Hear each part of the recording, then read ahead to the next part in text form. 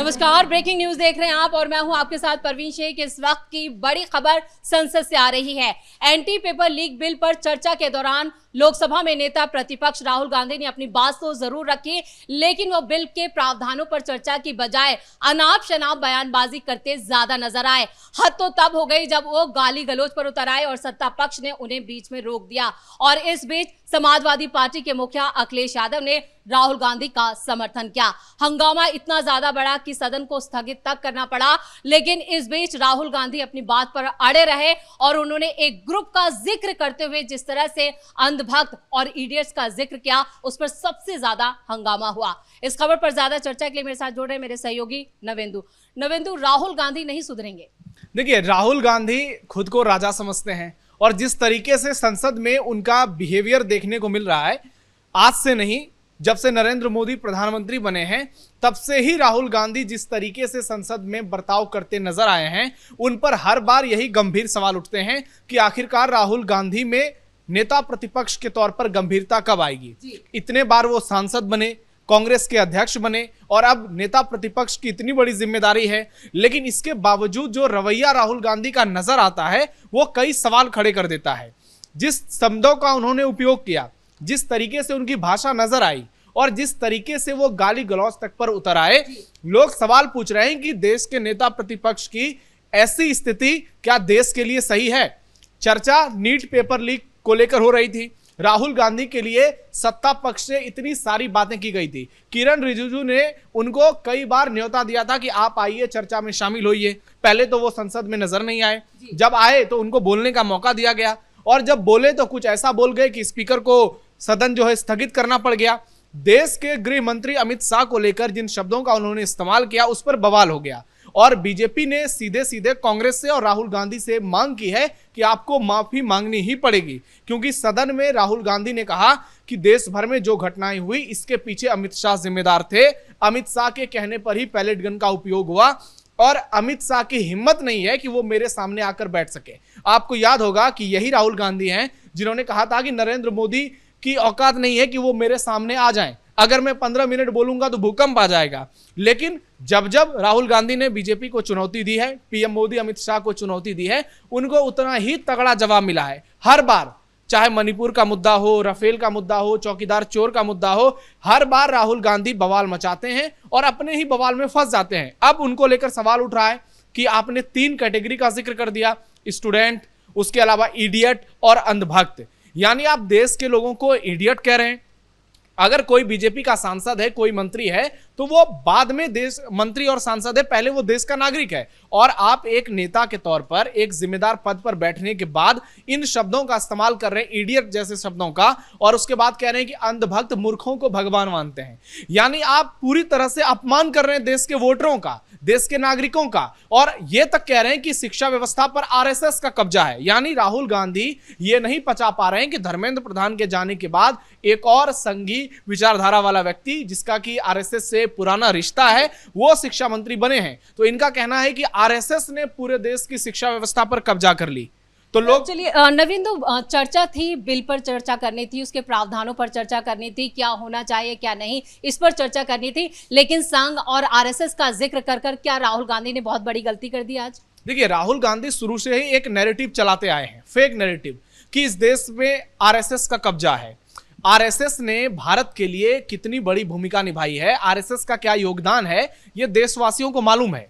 राहुल गांधी को भले ही कुछ पता नहीं हो, और राहुल गांधी को जिन टॉपिक पर बोलना होता है वो कभी पढ़कर नहीं आते हैं, इसलिए आप देखेंगे कि वो टॉपिक पर कम बात करते हैं, इधर उधर की बातें ज्यादा करते हैं। जैसे बिहार में भी फैजल खान को लेकर बवाल हुआ कि वो पढ़ाता कम है और वो देश दुनिया की बातें ज्यादा करता है। राहुल गांधी भी हर बार जब भी संसद में उन्हें बोलने का मौका मिलता है, तो आप देखिए मुद्दा क्या होता है, वो भटक कर कहां पहुंच जाते हैं। कभी भगवा आतंकवाद का जिक्र कर देते हैं, कभी शक्ति से लड़ाई की बात कर देते हैं, कभी सीधे तौर पर इडियट और अंधभक्त का जिक्र कर देते हैं। तो राहुल गांधी को जिस चर्चा के लिए बुलाया गया था, उस चर्चा में वो खरे उतर ही नहीं पाते, और बीजेपी इस बात को जानती है। इसलिए बीजेपी भी चाहती है कि राहुल गांधी बोले, क्योंकि ये जब बोलेंगे तो बवाल होगा और उसका फायदा जो है वो बीजेपी को ही होगा, क्योंकि हर बार बोलेंगे तो कुछ उल्टा ही बोलेंगे, कुछ ऐसा ही बोलेंगे कि सोशल मीडिया पर ट्रोलिंग होगी, टीवी चैनल्स पर डिबेट होंगे और न्यूज़पेपर की हेडलाइंस में राहुल गांधी के बारे में लिखा जाएगा।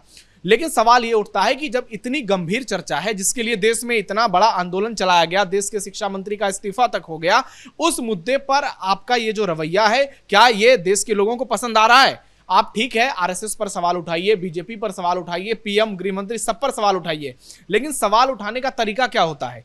आप संसद नहीं चलने देते हैं।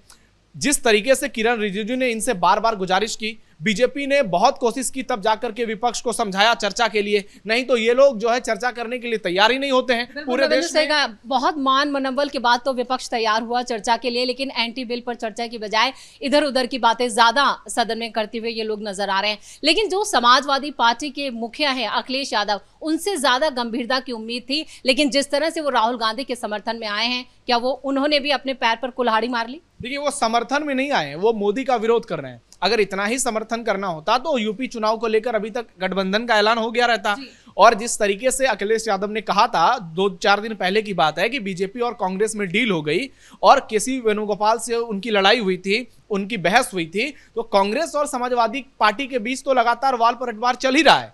लेकिन अखिलेश यादव यहां पर अगर उठ रहे हैं, इंटरप्ट कर रहे हैं और राहुल गांधी के सपोर्ट में बयान दे रहे हैं, तो इससे यही समझा जाना चाहिए कि अखिलेश यादव सिर्फ और सिर्फ सत्ता पक्ष को घेर रहे हैं, वो राहुल गांधी का समर्थन नहीं कर रहे हैं। और अखिलेश यादव को भी बुरा लग रहा है, क्योंकि राहुल गांधी कह रहे हैं कि आरएसएस का कब्जा है, अखिलेश यादव भी वही बात कहते हैं। इन लोगों को लगता है कि देश में जो है वामपंथी विचारधारा का ही जो दबदबा देखने को मिला इतने सालों तक, शिक्षा व्यवस्था में जो उनकी बढ़त देखने को मिली, वही हमेशा रहे। मुगलों का गुणगान करो, जो आक्रांता हैं, औरंगजेब हैं, इन लोगों का महिमा मंडन करो, ये सब बहुत बढ़िया लगता है राहुल गांधी को भी, अखिलेश यादव को भी। लेकिन आज के समय में जब इतना बड़ा बदलाव हो रहा है, बीजेपी सरकार में इतने बड़े बड़े परिवर्तन देखने को मिल रहे हैं, नई शिक्षा व्यवस्था के चलते आप देखिए कितना बड़ा बदलाव देखने को मिल रहा है। धर्मेंद्र प्रधान ने बहुत सारे ऐसे काम किए हैं जिसकी जमकर तारीफ भी हो रही है। और लेकिन नवेंदु, आज जो राहुल गांधी ने जो बिहेव किया और जिस तरह से अब उनसे माफी की मांग की जा रही है, क्या लगता है कि अमित शाह का अपमान, जनता का अपमान, उसे इडियट बताना, अब इस पे कोई बड़े एक्शन की तैयारी? देखिए, स्पीकर ने एक्शन लिया है और फिलहाल तो सदन को स्थगित किया गया है, लेकिन जब दोबारा राहुल गांधी बोलेंगे तो पूरा देश उम्मीद करेगा कि अब तो सुधर जाइए, अब कम से कम माफी मांग लीजिए, क्योंकि आपके लिए लोगों के मन में जो बातें हो रही है, क्योंकि वो नकारात्मक बातें ही होती है। और राहुल गांधी का जो चाल चरित्र और चेहरा है, वो पिछले कुछ सालों में संदेह के घेरे में रहा है। जिस तरीके से इन्होंने विदेश में जाकर के बयानबाजी की है, उसके बाद संसद में जब बोलते हैं तो इसी तरह से बवाल मचा देते हैं, तो लोग ये आशा करते हैं कि कम से कम एक बार तो माफी मांगेंगे। लेकिन ये तो पहले भी कह चुके हैं कि मैं तो सावरकर नहीं हूं, मैं तो गांधी हूं और मैं माफी नहीं मांगूंगा। तो राहुल गांधी से माफी की उम्मीद करना बेवकूफी है। ये हर बार बवाल मचाएंगे, आलतू फालतू बातें बोलेंगे। इनके लिए प्रधानमंत्री का पद, गृह मंत्री का पद, ये सब कुछ भी नहीं है, क्योंकि ये अपने से ऊपर किसी को समझते ही नहीं है। इनको लगता है कि ये देश इन लोगों की जागीर है, गांधी परिवार जैसा चाहेगा वैसा होगा, ये जिस तरीके से माहौल बनाने की कोशिश करेंगे सारे लोग उसी दिशा में जाएंगे। लेकिन बहुत बड़ी गलतफहमी में जी रहे हैं। अब बदलाव हो चुका है, देश की स्थिति बदल गई है, देश के लोगों की सोच बदल गई है, और कांग्रेसी वामपंथी मानसिकता जो इतने सालों तक हावी रही थी, अब उसका पतन शुरू हो चुका है। और वो आपको चुनावी नतीजों से लेकर सड़क और संसद तक नजर आ रहा है। कांग्रेस पार्टी लगातार कमजोर होती जा रही है।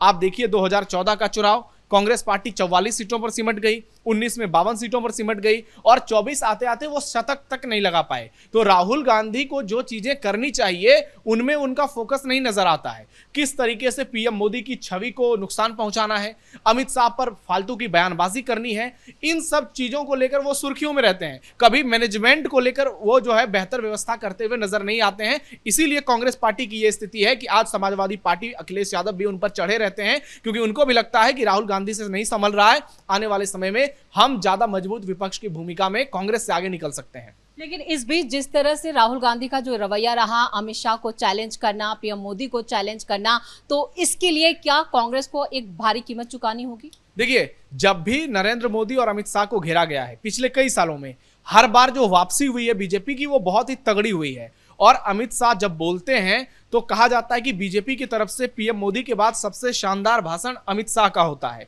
और वो पूरे तथ्य के साथ, पूरे तर्क के साथ बोलते हैं और फैक्ट के आधार पर एक एक बात का जवाब देते हैं। जबकि राहुल गांधी इसी तरह से अनर्गल अनाप शनाप बयानबाजी करते हैं, उनके पास कोई फैक्ट नहीं होता है, वो बातें करते हैं, पीछे चार लोग हंसते रहते हैं। लेकिन जब अमित शाह, अभी आप देखिएगा, राहुल गांधी के बाद आएंगे जवाब देने या फिर पीएम मोदी आगे चलकर बोलेंगे सत्र में, तो फिर राहुल गांधी की जो स्थिति नजर आ रही है अभी, वो ट्रोलिंग आपको और बड़े पैमाने पर नजर आएगी। क्योंकि पीएम और अमित शाह आएंगे तो तैयारी के साथ आएंगे, पूरा स्टडी करके आएंगे और उनको पता है कि राहुल गांधी का जवाब कैसे देना है, राहुल गांधी का काट कैसे निकालना है। यही अंतर है बीजेपी के नेताओं में और कांग्रेस के नेताओं में। लेकिन कांग्रेस में भी दूसरे नेता तो ठीक ठाक बोल भी लेते हैं, राहुल गांधी कभी भी फैक्ट पर बातें नहीं कर पाते हैं, जो मुद्दा होता है उससे भटक जाते हैं और आज भी यही हुआ, राहुल गांधी मुद्दे से भटक गए। अब देखना यह होगा कि आगे संसद में क्या कुछ होता है, क्या राहुल गांधी माफी मांगते हैं या फिर आगे चलकर स्पीकर उन पर कोई एक्शन लेते हैं। चलिए नवेंदु, इस तमाम जानकारी के लिए बहुत बहुत धन्यवाद। तो जिस तरह से आज संसद में हंगामा, लोकसभा में खासतौर से राहुल गांधी ने जिस तरह से अनाप शनाप बयानबाजी की, गाली गलौज किया, उसके बाद उन पर एक्शन होना तो तय माना जा रहा है, लेकिन उनसे माफी की मांग की जा रही है। अब सदन में देखना यह होगा कि राहुल गांधी माफी मांगते हैं, लेकिन उनकी इन हरकतों की वजह से पूरी कांग्रेस पार्टी बैकफुट पर नजर आ रही है। साथ ही साथ अमित शाह को और पीएम मोदी को चैलेंज करना उनको भारी पड़ सकता है। इस बड़ी खबर में मेरे साथ नहीं, कैमरामैन राजकुमार के साथ मैं परवीन शेख, कैपिटल टीवी।